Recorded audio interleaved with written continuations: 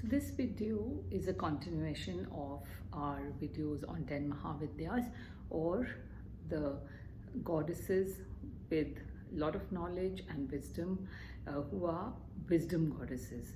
So the highest spiritual truth is that reality is one, and these wisdom goddesses basically help a spiritual seeker to connect with spirituality and guide them towards liberation.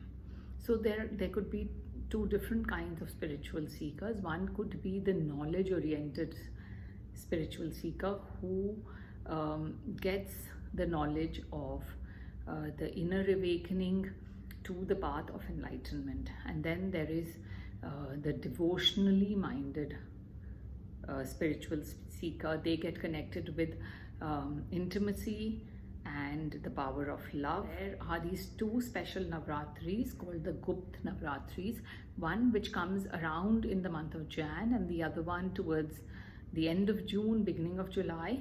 And during these two Gupt Navratris, these Mahavidyas are prayed to specially.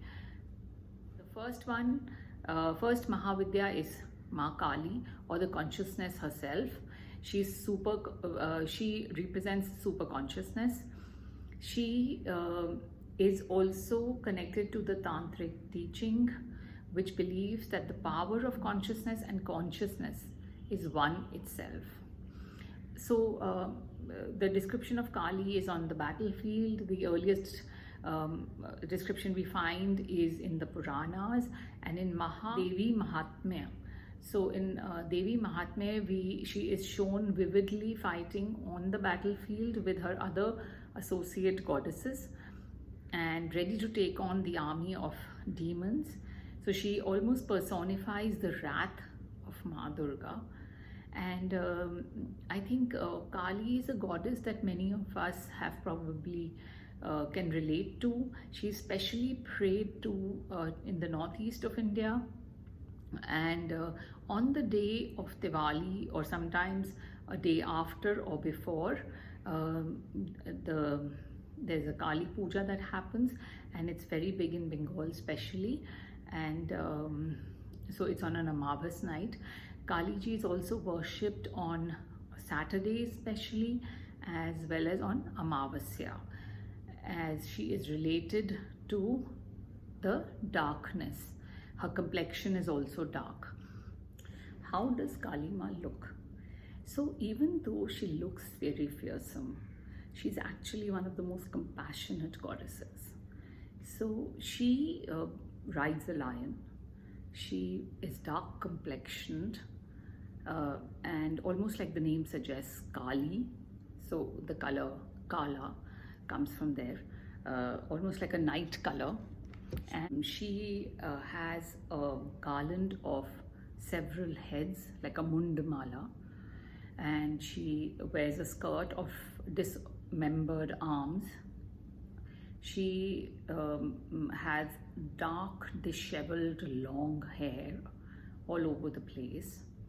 She has a red tongue sticking out, and she has white teeth.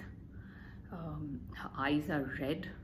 They are intoxicating, as well as full of rage.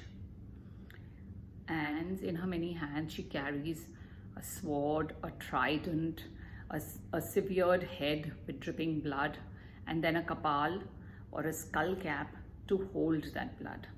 She's often has serpents around her, and she has a jackal. And at first glance, she seems very fearful. But she is the loving mother who protects us. So let's talk about the symbolic meaning of how Kali looks, Ma Kali. So she has white teeth, and they symbolize the purity or the Sattva gun.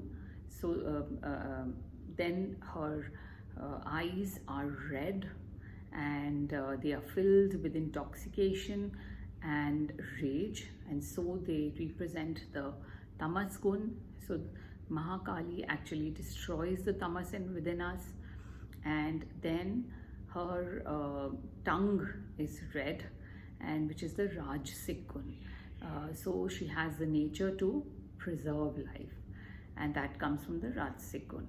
So her sword, she holds a sword which destroys the ignorance and gives us knowledge. She has a revered head in her hand, that is liberation from our ego, and she helps us get rid of our attachment to our body.